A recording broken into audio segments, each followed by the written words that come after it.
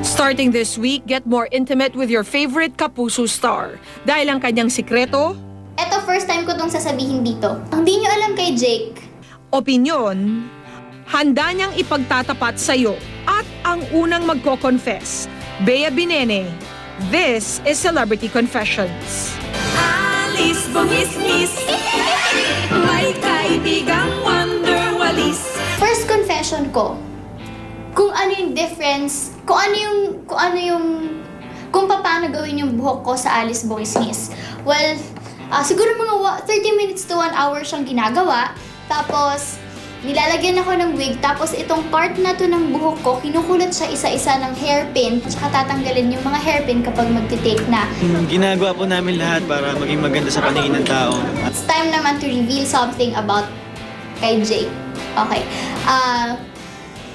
Ang di nyo alam kay Jake, kuripot siya. Well, hindi naman siya kuripot na as in hindi naman siya kuripot na as in madamot, pero yung kuripot na kung hindi niya kailangan, hindi niya yun bibilhin.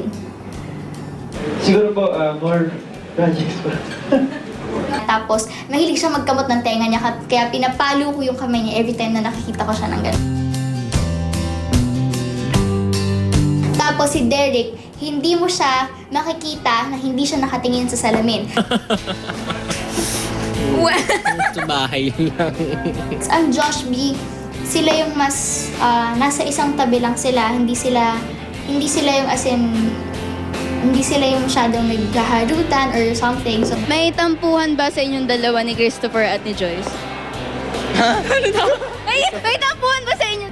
so yun. And then ang Chris Joy naman, sila yung mas wacky kasi makikita mo off-cam ang si Christopher tsaka si Joyce, parang pinagtitrepan yung mukha ni Joyce, yung gano'n. So, ang saya lang nilang tingnan. Hindi mo naman kailangan eh. Kasi, ikaw na mismo yung lucky charm ko. And then, kami naman ni Jake, normal lang kami. Parang hindi ko alam kung anong something sa aming dalawa. Basta, nagiging natural lang kaming dalawa, on-cam and off-cam. Siguro it's too personal na to ask ba why. So, basta. Sa akin, kapag may mga nambabash sa akin,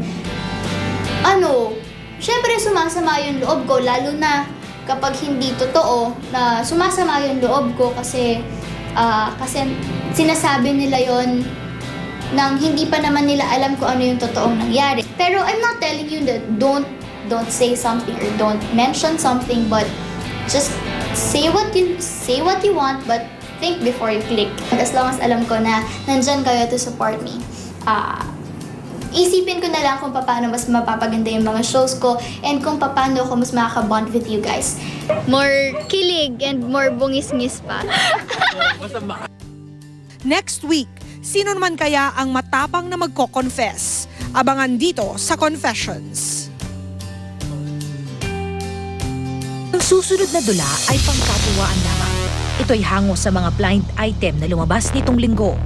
Anumang pangalan, pangyayari at dialogues ay hindi kumpirmasyon ng aktwal at totoong pangyayari. So huwag masyadong seryosohin dahil very, very light lang to. Ang unang offertory ng Oscar Films, The Queen.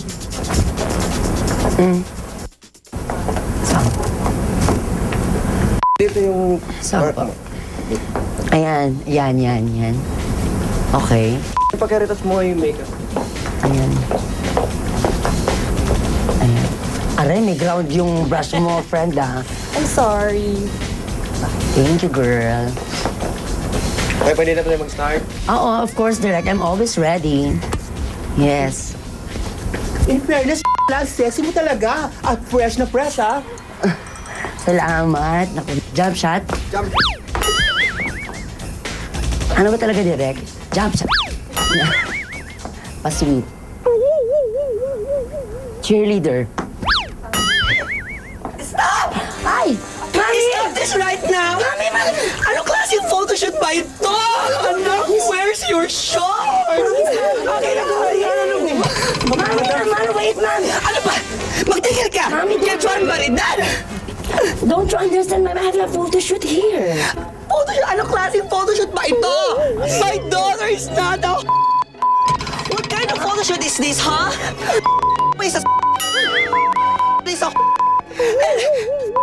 piece of mega Maya, hindi ka Say that to my friends, Mommy. It's so embarrassing. This is so embarrassing. This is so embarrassing. Ano ka ba? Look at yourself, ke barbaridad! Mag-base ka nga at baka sipunin ka! Anong ka ba? Kinalaunan, kinailangan pa ring magsama ng dalawa sa isa pang shoot. At kahit nag-request daw ng separate dressing rooms, naging civil naman daw sila sa isa't isa. Diyan na nga ba nagtatapos ang storyang hatid ng Oscar Films?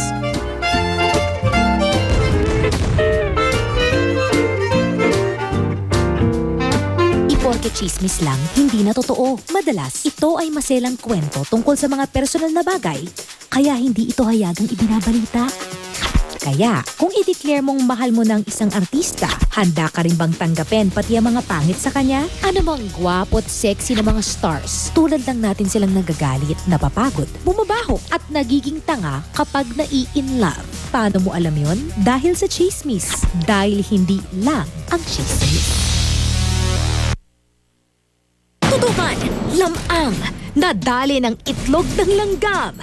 Si Rocco Nacino na namamaga ang muka dahil kumain ng mountain ants from Ilocos. At ang kabuuan ng costume ni Rocco Nacino, ilalantad na. Kampo ni na Jose Manalo at asawang si Annalyn may mga bagong pahayag sa muling pagharap sa korte. At ang inaabangang pahayag ni na Hart at Daniel tungkol sa kanilang breakup. Daniel Matsunaga sa kanyang una't huling pagkakataon na magsasalita tungkol sa kanilang relasyon. Live at exclusive sa pagbabalik ng Showbiz Central.